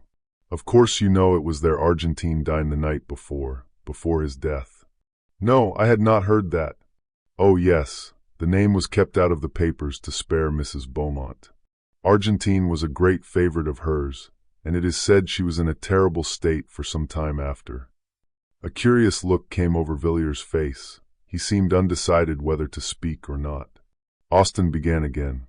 I never experienced such a feeling of horror as when I read the account of Argentine's death. I didn't understand it at the time, and I don't now. I knew him well, and it completely passes my understanding of what possible cause he, or any of the others for that matter, could have resolved in cold blood to die in such an awful manner. You know how men babble away each other's characters in London. You may be sure any buried scandal or hidden skeleton would have been brought to light in such a case as this. But nothing of the sort has taken place. As for the theory of mania, that is very well, of course, for the coroner's jury, but everybody knows that it's all nonsense. Suicidal mania is not smallpox. Austen relapsed into gloomy silence. Villiers sat silent, also watching his friend. The expression of indecision still flitted across his face. He seemed as if weighing his thoughts in the balance, and the considerations he was resolving left him still silent. Austen tried to shake off the remembrance of tragedies as hopeless and perplexed as the labyrinth of Daedalus, and began to talk in an indifferent voice of the more pleasant incidents and adventures of the season. That Mrs. Beaumont, he said, of whom we were speaking, is a great success. She has taken London almost by storm. I met her the other night at Fulham's. She is really a remarkable woman. Have you met Mrs. Beaumont? Yes, she had quite a court around her. She would be called very handsome, I suppose, and yet there is something about her face which I didn't like. The features are exquisite, but the expression is strange. And all the time I was looking at her, and afterwards, when I was going home, I had a curious feeling that that very expression was in some way or another familiar to me. You must have seen her in the Row. No, I am sure I never set eyes on the woman before. It is that which makes it puzzling. And to the best of my belief, I have never seen anyone like her. What I felt was a kind of dim, far-off memory, vague but persistent. The only sensation I can compare it to is that odd feeling one sometimes has in a dream, when fantastic cities and wondrous lands and phantom personages appear familiar and accustomed. Villiers nodded and glanced aimlessly around the room, possibly in search of something on which to turn the conversation. His eyes fell on an old chest somewhat like that in which the artist's strange legacy lay hidden beneath a Gothic scutcheon. "Have you written to the doctor about poor Merrick?" he asked. "Yes, I wrote asking for full particulars as to his illness and death. I don't expect to have an answer for another 3 weeks or a month. I thought I might as well inquire whether Merrick knew an Englishwoman named Herbert, and if so, whether the doctor could give me any information about her. But it's very possible that Merrick fell in with her in New York or Mexico or San Francisco. I have no idea as to the extent or direction of his travels. Yes, and it's very possible that the woman may have more than one name." "Exactly. I wish I had thought of asking you to lend me the portrait of her which you possess. I might have enclosed it in my letter to Dr. Matthews. So you might, that never occurred to me. We might send it now. Hark! What are those boys calling?" While the two men had been talking together, a confused noise of shouting had been gradually growing louder. The noise rose from the eastward and swelled down Piccadilly, drawing nearer and nearer, a very torrent of sound, surging up streets, usually quiet, and making every window a frame for a face, curious or excited. The cries and voices came echoing up the silent street where Villiers lived, growing more distinct as they advanced. As Villiers spoke, an answer rang up from the pavement. "The West End horrors, another awful suicide, full details." Austen rushed down the stairs and bought a paper and read out the paragraph to Villiers as the uproar in the street rose and fell. The window was open, and the air seemed full of noise and terror. "Another gentleman has fallen victim to the terrible epidemic of suicide which for the last month has prevailed in the West End. Mr. Sidney Crashaw, of Stoke House, Fulham, and King's Pomeroy, Devon, was found after a prolonged search, hanging dead from the branch of a tree in his garden at 1 o'clock today. The deceased gentleman dined last night at the Carlton Club and seemed in his usual health and spirits. He left the club at about 10 o'clock and was seen walking leisurely up St. James's Street a little later. Subsequent to this, his movements cannot be traced. On the discovery of the body, medical aid was at once summoned, but life had evidently been long extinct. So far as is known, Mr. Crashaw had no trouble or anxiety of any kind. This painful suicide, it will be remembered, is the 5th of its kind in the last month. The authorities at Scotland Yard are unable to suggest any explanation for these terrible occurrences. Austin put down the paper in mute horror. "I shall leave London tomorrow," he said. "It is a city of nightmares. How awful this is, Villiers." Mr. Villiers was sitting by the window quietly looking out into the street. He had listened to the newspaper report attentively, and the hint of indecision was no longer on his face. "Wait a moment, Austin," he replied. "I have made up my mind to mention a little matter that occurred last night. It stated, I think, that Crashaw was last seen alive in St. James's Street shortly after 10. "Yes, I think so. I will look again. Yes, you are quite right." "Quite so. Well, I am in a position to contradict that statement at all events. Crashaw was seen after that, considerably later indeed." "How do you know?" "Because I happened to see Crashaw myself at about 2 o'clock this morning." "You saw Crashaw? You, Villiers?" "Yes, I saw him quite distinctly. Indeed, there were but a few feet between us." "Where, in heaven's name, did you see him?" "Not far from here. I saw him in Ashley Street. He was just leaving the house." "Did you notice what house it was?" "Yes. It was Mrs. Beaumont's." "Villiers, think what you are saying. There must be some mistake. How could Crashaw be in Mrs. Beaumont's house at 2 o'clock in the morning? Surely, you must have been dreaming, Villiers.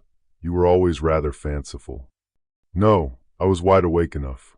Even if I had been dreaming, as you say, what I saw would have roused me effectively." "What did you see? What did you see? Was there anything strange about Crashaw? But I can't believe it. It is impossible." "Well, if you like, I will tell you what I saw, or if you please, what I think I saw, and you can judge for yourself." "Very good, Villiers." The noise and clamor of the street had died away, though now and then the sound of shouting still came from the distance, and the dull, leaden silence seemed like the quiet after an earthquake or a storm. Villiers turned from the window and began speaking. "I was at a house near Regent's Park last night, and when I came away, the fancy took me to walk home instead of taking a hansom. It was a clear, pleasant night enough, and after a few minutes, I had the streets pretty much to myself. It's a curious thing, Austin, to be alone in London at night, the gas lamps stretching away in perspective, and the dead silence, and then perhaps the rush and clatter of a hansom on the stones, and the fire starting up under the horses' hoofs. I walked along pretty briskly, for I was feeling a little tired of being out in the night.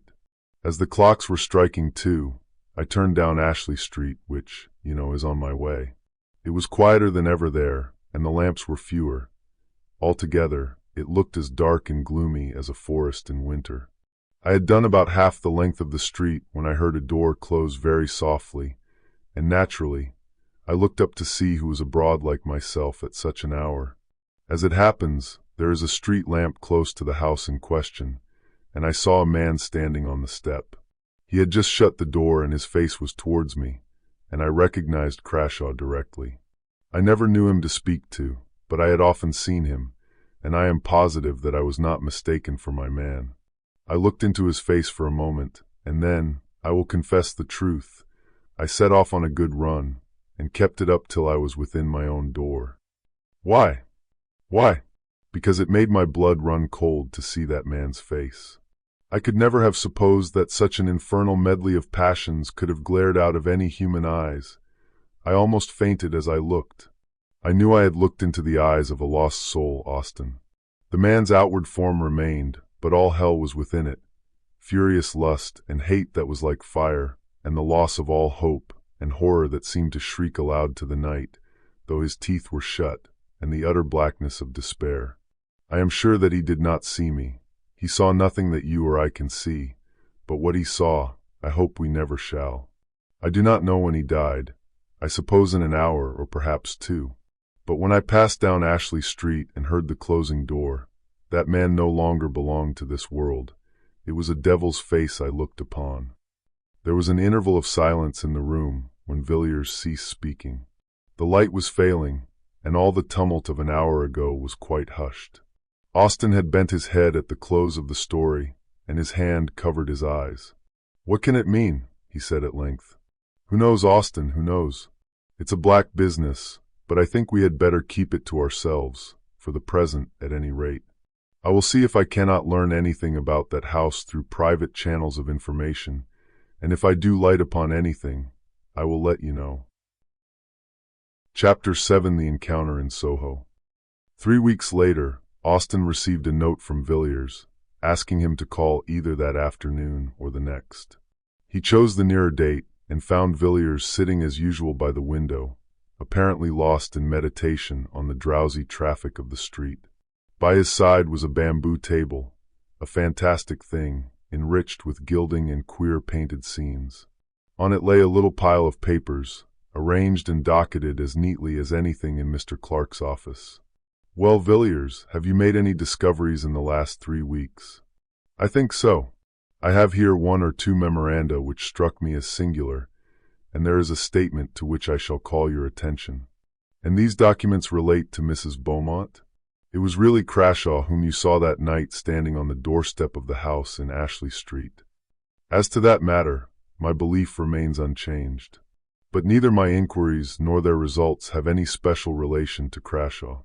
My investigations, however, have had a strange outcome. I have found out who Mrs. Beaumont is." "Who is she?" "What do you mean?"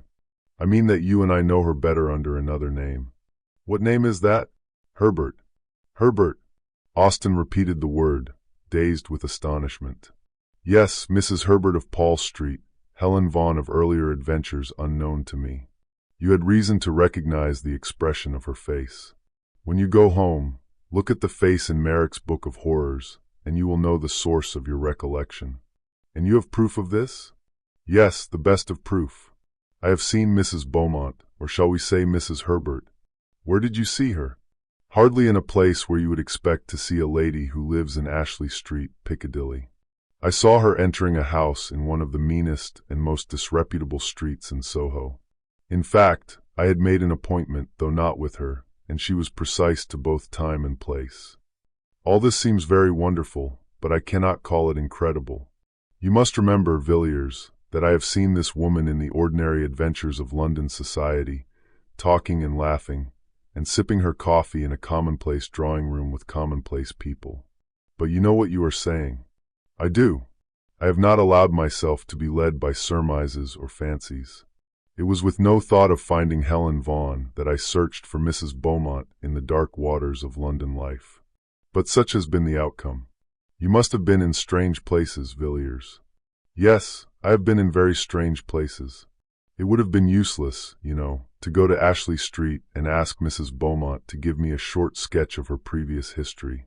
No, assuming, as I had to assume, that her record was not the cleanest, it would be pretty certain that at some previous time she must have moved in circles not quite so refined as her present ones.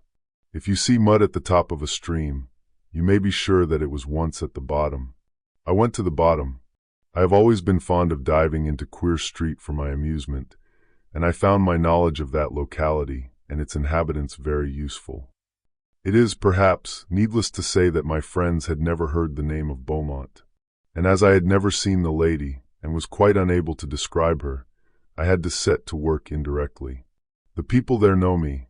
I have been able to do some of them a service now and again, so they made no difficulty about giving their information. They were aware I had no communication, direct or indirect, with Scotland Yard. I had to cast out a good many lines, though, before I got what I wanted. And when I landed the fish, I did not for a moment suppose it was my fish. But I listened to what I was told out of a constitutional liking for useless information, and I found myself in possession of a very curious story. though, as I imagined, not the story I was looking for. It was to this effect. Some 5 or 6 years ago, a woman named Raymond suddenly made her appearance in the neighborhood to which I am referring. She was described to me as being quite young, probably not more than 17 or 18, very handsome, and looking as if she came from the country.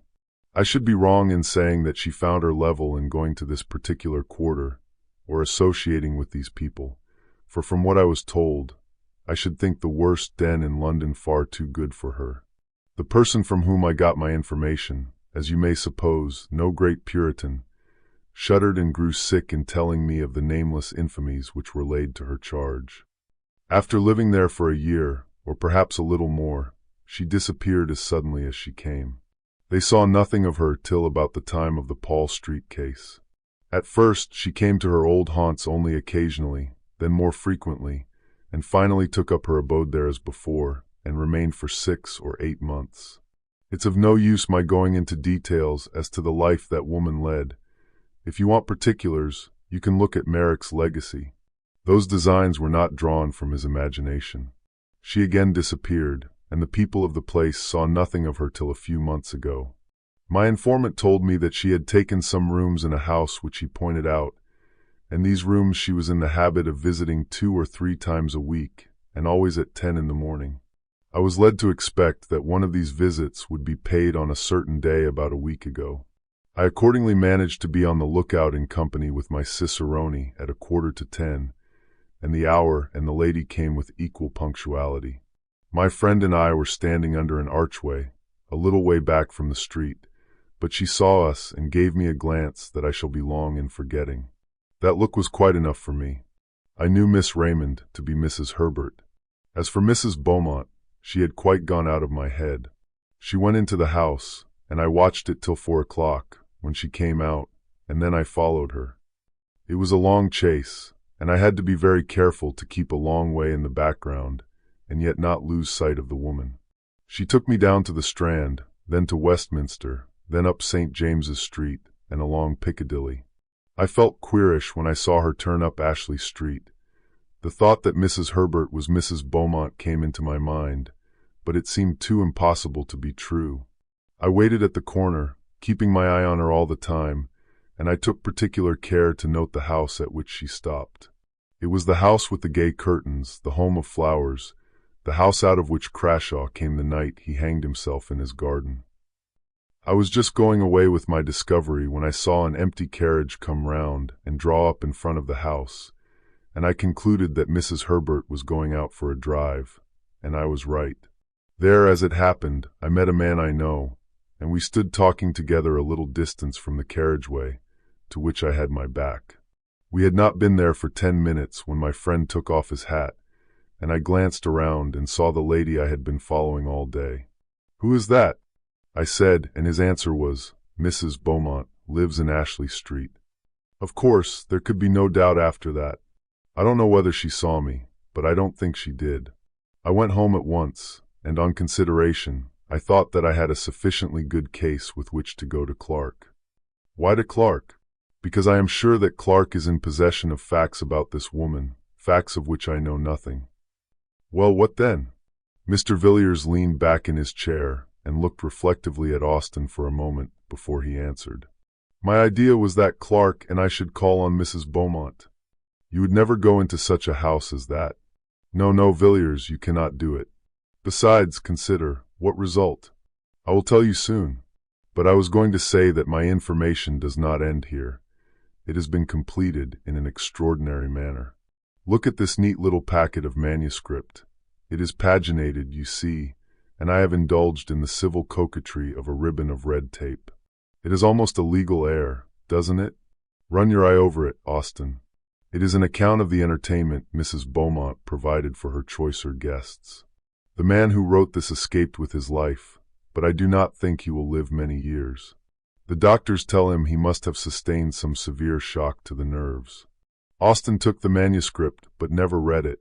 Opening the neat pages at haphazard, his eye was caught by a word and a phrase that followed it. Sick at heart, with white lips and a cold sweat pouring like water from his temples, he flung the paper down. Take it away, Villiers, never speak of this again. Are you made of stone, man? Why, the dread and horror of death itself. The thoughts of the man who stands in the keen morning air on the black platform, bound, the bell tolling in his ears, and waits for the harsh rattle of the bolt, are as nothing compared to this. I will not read it. I should never sleep again. Very good. I can fancy what you saw. Yes, it is horrible enough. But after all, it is an old story, an old mystery played in our day, and in dim London streets instead of amidst the vineyards and the olive gardens. We know what happened to those who chanced to meet the great god Pan. And those who are wise know that all symbols are symbols of something, not of nothing. It was, indeed, an exquisite symbol beneath which men long ago veiled their knowledge of the most awful, most secret forces which lie at the heart of all things. Forces before which the souls of men must wither and die and blacken, as their bodies blacken under the electric current. Such forces cannot be named, cannot be spoken, cannot be imagined except under a veil and a symbol to most of us appearing a quaint, poetic fancy, to some a foolish tale. But you and I, at all events, have known something of the terror that may dwell in the secret place of life, manifested under human flesh, that which is without form taking to itself a form. Oh, Austin, how can it be? How is it that the very sunlight does not turn to blackness before this thing? The hard earth melts and boils beneath such a burden. Villiers was pacing up and down the room, and beads of sweat stood out on his forehead. Austin sat silent for a while, but Villiers saw him make a sign upon his breast. I say again, Villiers, you will surely never enter such a house as that. You would never pass out alive. Yes, Austin, I shall go out alive, I, and Clark with me. What do you mean? You cannot, you would not dare. Wait a moment. The air was very pleasant and fresh this morning. There was a breeze blowing, even through this dull street, and I thought I would take a walk. Piccadilly stretched before me, a clear, bright vista, and the sun flashed on the carriages and on the quivering leaves in the park. It was a joyous morning, and men and women looked at the sky and smiled as they went about their work or their pleasure, and the wind blew as blithely as upon the meadows and the scented gorse. But somehow or other, I got out of the bustle and the gaiety, and found myself walking slowly along a quiet, dull street, where there seemed to be no sunshine and no air, and where the few foot passengers loitered as they walked, and hung indecisively about corners and archways. I walked along, hardly knowing where I was going or what I did there, but feeling impelled, as one sometimes is, to explore still further, with a vague idea of reaching some unknown goal. Thus, I forged up the street, noting the small traffic of the milk shop, and wondering at the incongruous medley of penny pipes, black tobacco, sweets, newspapers, and comic songs which here and there jostled one another in the short compass of a single window. I think it was a cold shudder that suddenly passed through me that first told me that I had found what I wanted. I looked up from the pavement and stopped before a dusty shop, above which the lettering had faded, where the red bricks of 200 years ago had grimed to black, where the windows had gathered to themselves the dust of winters innumerable.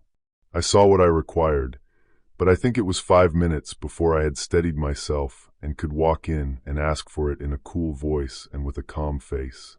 I think there must even then have been a tremor in my words, for the old man who came out of the back parlor and fumbled slowly amongst his goods looked oddly at me as he tied the parcel. I paid what he asked and stood leaning by the counter with a strange reluctance to take up my goods and go. I asked about the business and learned that trade was bad and the profits cut down sadly, but then the street was not what it was before traffic had been diverted. But that was done 40 years ago, just before my father died, he said. I got away at last and walked along sharply. It was a dismal street indeed, and I was glad to return to the bustle and the noise. Would you like to see my purchase? Austin said nothing, but nodded his head slightly. He still looked white and sick.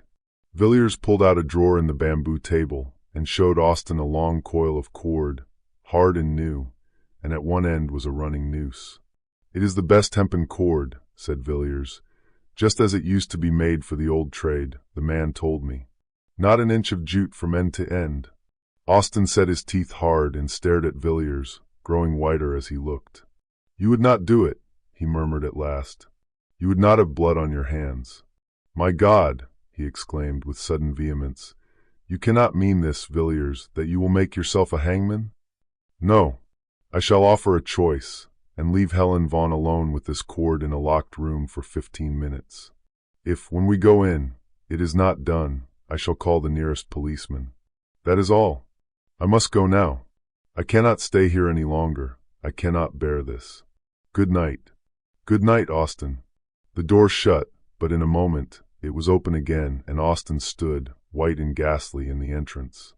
"I was forgetting," he said, "that I too have something to tell. I have received a letter from Dr. Harding of Buenos Aires. He says that he attended Merrick for 3 weeks before his death. And does he say what carried him off in the prime of life? It was not a fever. No, it was not a fever. According to the doctor, it was an utter collapse of the whole system, probably caused by some severe shock. But he states that the patient would tell him nothing, and that he was consequently at some disadvantage in treating the case. Is there anything more? Yes. Dr. Harding ends his letter by saying, "I think this is all the information I can give you about your poor friend.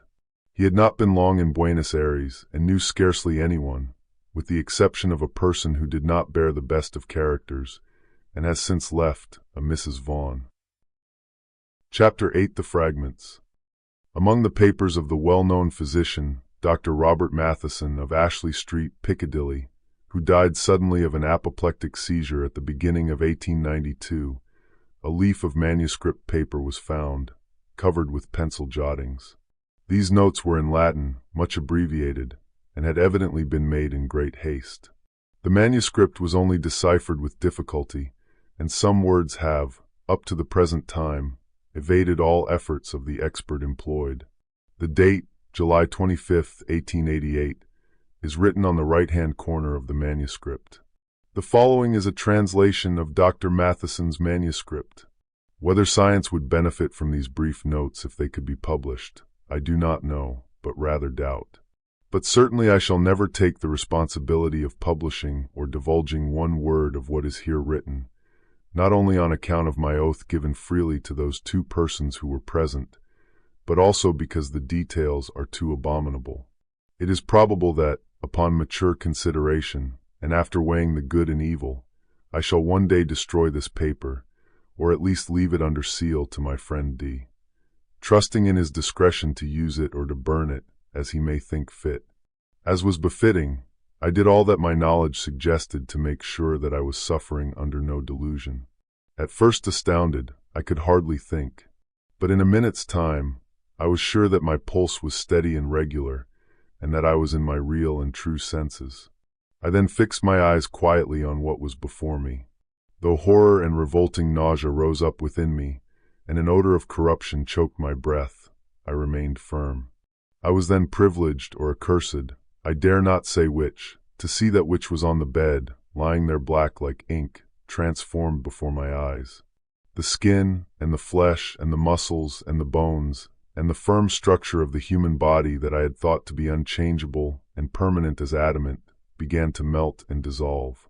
I know that the body may be separated into its elements by external agencies, but I should have refused to believe what I saw. For here there was some internal force, of which I knew nothing, that caused dissolution and change. Here too was all the work by which man had been made repeated before my eyes. I saw the form waver from sex to sex, dividing itself from itself, and then again reunited. Then I saw the body descend to the beasts whence it ascended, and that which was on the heights go down to the depths, even to the abyss of all beings. The principle of life, which makes organisms, always remained, while the outward form changed. The light within the room had turned to blackness, not the darkness of night, in which objects are seen dimly, for I could see clearly and without difficulty. But it was the negation of light. Objects were presented to my eyes, if I may say so, without any medium, in such a manner that if there had been a prism in the room, I should have seen no colors represented in it. I watched, and at last I saw nothing but a substance like jelly. Then the ladder was ascended again. Here the manuscript is illegible. For one instant I saw a form, shaped in dimness before me, which I will not further describe. But the symbol of this form may be seen in ancient sculptures, and in paintings which survived beneath the lava, too foul to be spoken of, as a horrible and unspeakable shape, neither man nor beast, was changed into human form. There finally came death. I who saw all this, not without great horror and loathing of soul, here write my name, declaring all that I have said on this paper to be true. Robert Matheson, Doctor of Medicine. Such, Raymond, is the story of what I know and what I have seen. The burden of it was too heavy for me to bear alone, and yet I could tell it to none but you. Villiers, who was with me at the last, knows nothing of that awful secret of the wood, of how what we both saw die lay upon the smooth, sweet turf amidst the summer flowers, half in sun and half in shadow, and holding the girl Rachel's hand, called and summoned those companions, and shaped in solid form, upon the earth we tread upon, the horror which we can but hint at, which we can only name under a figure. I would not tell Villiers of this, nor of that resemblance, which struck me as with a blow upon my heart, when I saw the portrait, which filled the cup of terror at the end. What this can mean I dare not guess.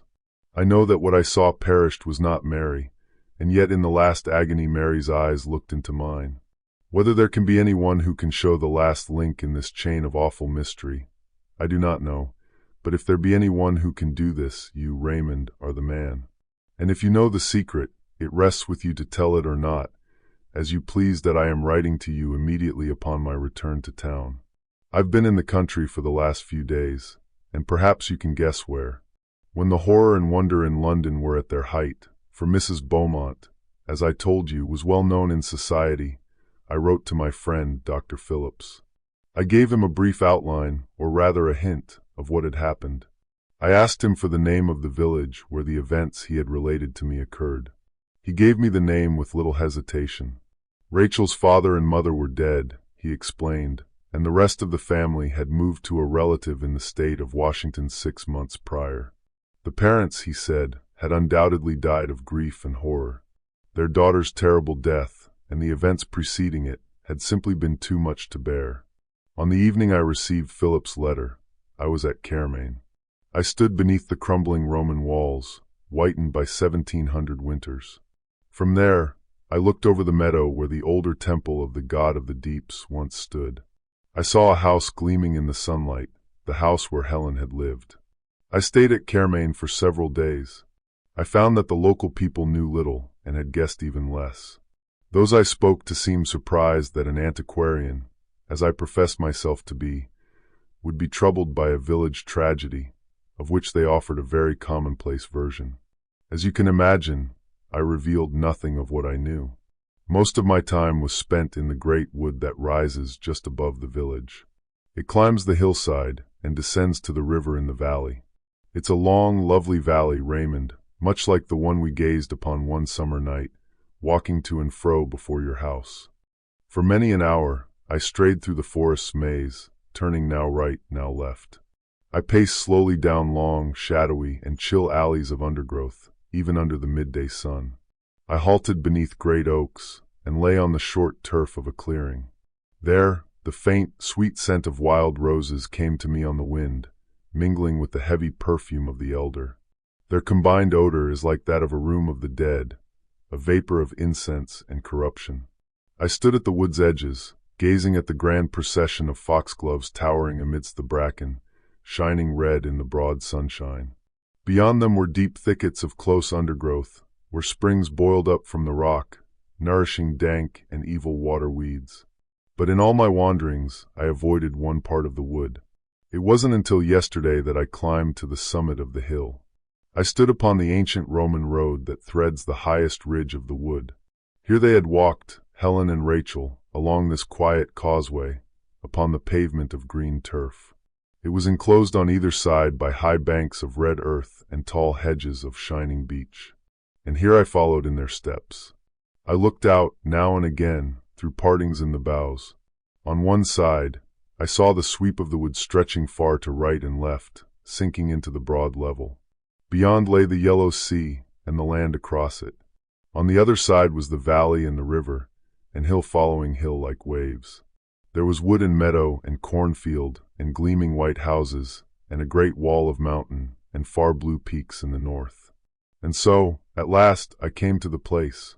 The track went up a gentle slope and widened into an open space with a wall of thick undergrowth around it. Then, narrowing again, it continued into the distance and the faint blue mist of summer heat. Into this pleasant summer glade, Rachel entered as a girl and left it, who shall say what? I did not stay long there. In a small town near Caermaen there is a museum, containing for the most part Roman remains which have been found in the neighborhood at various times. On the day after my arrival in Caermaen, I walked over to the town in question and took the opportunity of inspecting the museum. After I had seen most of the sculptured stones, the coffins, rings, coins, and fragments of tessellated pavement which the place contains, I was shown a small square pillar of white stone, which had been recently discovered in the wood of which I have been speaking, and as I found on inquiry, in that open space where the Roman road broadens out. On one side of the pillar was an inscription, of which I took a note. Some of the letters have been defaced, but I do not think there can be any doubt as to those which I supply. The inscription is as follows: To the great god Nodens, the god of the great deep or abyss, Flavius Senilis has erected this pillar on account of the marriage which he saw beneath the shade. The custodian of the museum informed me that local antiquaries were much puzzled, not by the inscription or by any difficulty in translating it, but as to the circumstance or rite to which allusion is made. And now, my dear Clark, as to what you tell me about Helen Vaughan, whom you say you saw die under circumstances of the utmost and almost incredible horror. I was interested in your account, but a good deal, nay all, of what you told me I knew already. I can understand the strange likeness you remarked in both the portrait and in the actual face. You have seen Helen's mother. You remember that still summer night so many years ago, when I talked to you of the world beyond the shadows, and of the god Pan. You remember Mary. She was the mother of Helen Vaughan, who was born 9 months after that night. Mary never recovered her reason. She lay, as you saw her, all the while upon her bed, and a few days after the child was born she died. I fancy that just at the last she knew me. I was standing by the bed, and the old look came into her eyes for a second, and then she shuddered, groaned, and died. It was ill work I did that night when you were present. I broke open the door of the house of life, without knowing or caring what might pass forth or enter in. I recall your telling me at the time, sharply enough, and rightly too in one sense, that I had ruined the reason of a human being by a foolish experiment based on an absurd theory. You did well to blame me, but my theory was not entirely absurd. What I said Mary would see, she did. But I forgot that no human eyes can look at such a sight with impunity. And I forgot, as I have just said, that when the house of life is thus thrown open, there may enter in that for which we have no name, and human flesh may become the veil of a horror one dare not express. I played with energies which I did not understand. You have seen the ending of it. Helen Vaughan did well to bind the cord about her neck and die, though the death was horrible. The blackened face, the hideous form upon the bed, changing and melting before your eyes, from woman to man, from man to beast, and from beast to worse than beast. All the strange horror that you witnessed surprises me but little. What you say the doctor you sent for saw and shuddered at, I noticed long ago. I knew what I had done the moment the child was born. When it was scarcely 5 years old, I surprised it, not once or twice but several times, with a playmate, you may guess of what kind. It was for me a constant, an incarnate horror, and after a few years, I felt I could bear it no more, and I sent Helen Vaughan away. You know now what frightened the boy in the woods. The rest of the strange story, and all else that you tell me, as discovered by your friend, I have contrived to learn from time to time, almost to the last chapter. And now Helen is with her companions. The end.